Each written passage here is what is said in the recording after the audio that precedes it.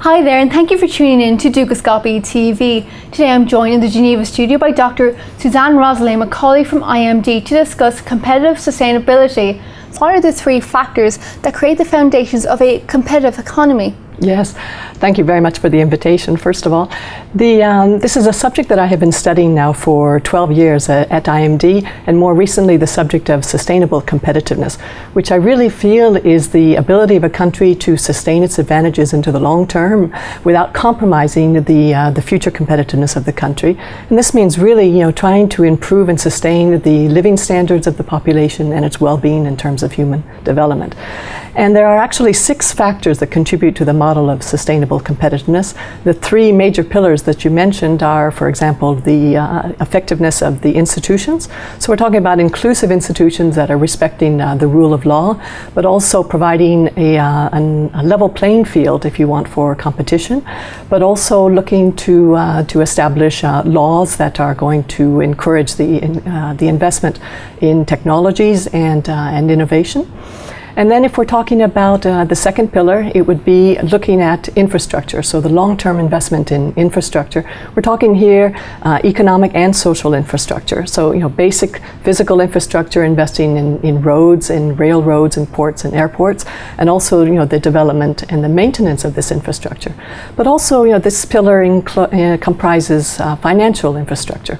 So we're looking at the depth of financial markets, the accessibility and the affordability of credit to loans for companies, especially startups and venture capital.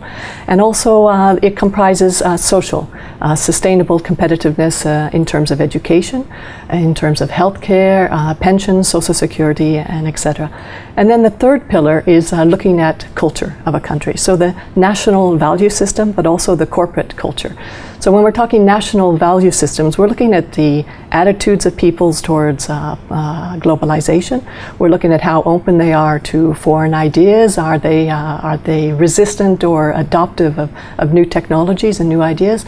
And for corporations, it's really looking at the governance issues, ethical practices, the effectiveness of corporate boards, for example. And those are the 3 main pillars that are the founding pillars of this model of sustainable competitiveness. And you believe we are suffering from the consequence of short-term decision-making, hence the 2008 crash and Occupy Wall Street. Now, what exactly do you think needs to be implemented in order to improve economic development and sustainable profitability? Yes, in today's world, in most of the developed economies, we've really been living in a world of short-termism. What I meant by that is that we're looking at expectations for double-digit returns. We're focusing on quarterly results for companies, and we're also even in politics. We're seeing politicians that are using a lot of populist rhetoric to win elections, and I think this has been very detrimental to long-term competitiveness. So what we really need to turn towards is a model of sustainability for prosperity of populations. So that entails long-term investment of companies into retaining its talents, also training its skills and workers, but also investing in innovative products and processes. So really, sustainable profitability for corporations is about how to continue to leverage a competitive advantage in a company, and also how to continue to upgrade and to innovate. Now, when we're talking about countries, we're looking more at economic development. It's going to be more about the long-term investment in infrastructure, as well as the long-term investment in human capital, which is probably by far the most important ingredient to success. So here it's via education, but also in training of skills, but also the capacity of a country to look at its strengths and weaknesses, its balance sheet. So if you're going to be looking at strengths on one side and the weaknesses on the other side, it's really going to be a country asking itself, or a government, how are we able to sustain those advantages into the future, and also target those weaknesses for improvement. And that's really what the long-term model of sustainability is all about. And what are the enabling factors, and how can sustainable competitiveness be achieved? Well, the enabling factors are really the stepping stones to this model of competitiveness, and there's two of them. It's looking at the macroeconomic stability of a nation, but also the degree of openness. And what I mean by the stepping stones is that these are actually, helping a country move towards sustainable competitiveness, but they're insufficient alone to ensure sustainable competitiveness.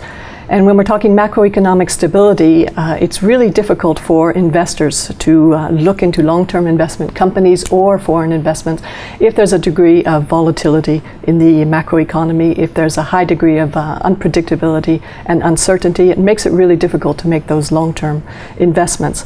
And it's also a question of openness. So, how open is an economy to foreign ideas?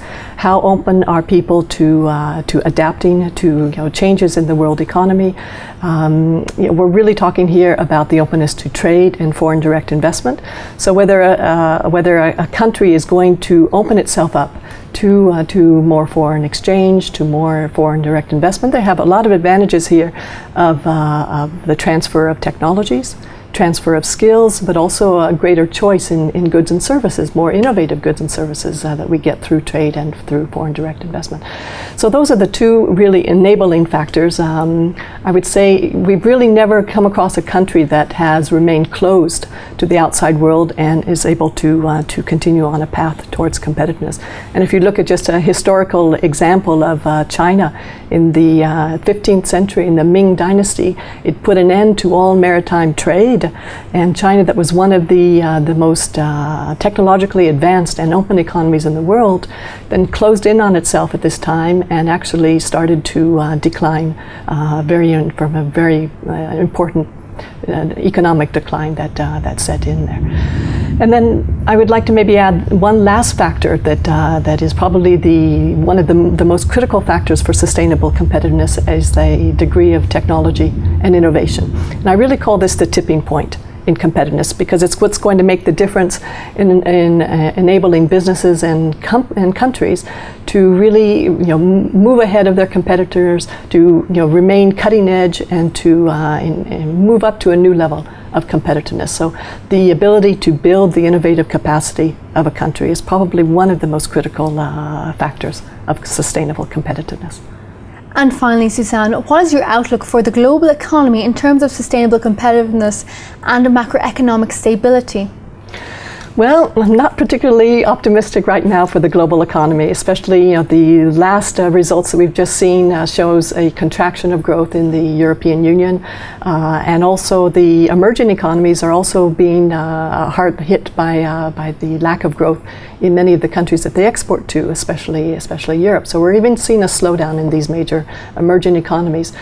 But I think there's always pockets of competitiveness somewhere. So if we're looking at countries that have been particularly resistant to the global crisis, I'm thinking Switzerland, Sweden, countries like Singapore and Taiwan, but also China and Germany, South Korea. These are countries that have been very resistant. They generally have a strong fiscal discipline, with the exception of some of the European economies.